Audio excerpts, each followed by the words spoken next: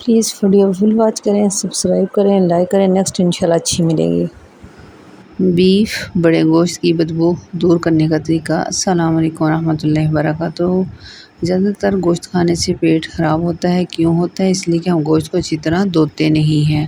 तो यहाँ पे अब देखिए गर्म पानी था, बहुत ज़्यादा उबलता हुआ, उसमें मैंने गोश्त डाल दिया और 2 मिनट उबाल आने के बाद हम क्या करेंगे, बस आप वीडियो को स्किप मत कीजिएगा, सब्सक्राइब कीजिए, लाइक कीजिए, कमेंट्स कीजिए।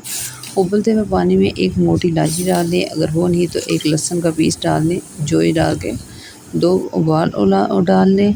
जब 2 उबाल आ जाएंगे तो चूल्हा बंद कर दें। यहाँ पे देखिए कितना मैला पानी है, तमाम इसकी मैल, इसका होंठ तमाम का तमाम निकल चुका है। अब थोड़ी देर बाद इसको हम पानी से निकाल लेंगे। पानी निकालने के बाद फिर इसको थोड़ी देर रखने के बाद हम इसको पानी से वॉश करेंगे। लेकिन यहाँ पे देखिए कितनी मैल और कितना गंदा पानी है, आप देख सकते हैं वीडियो में।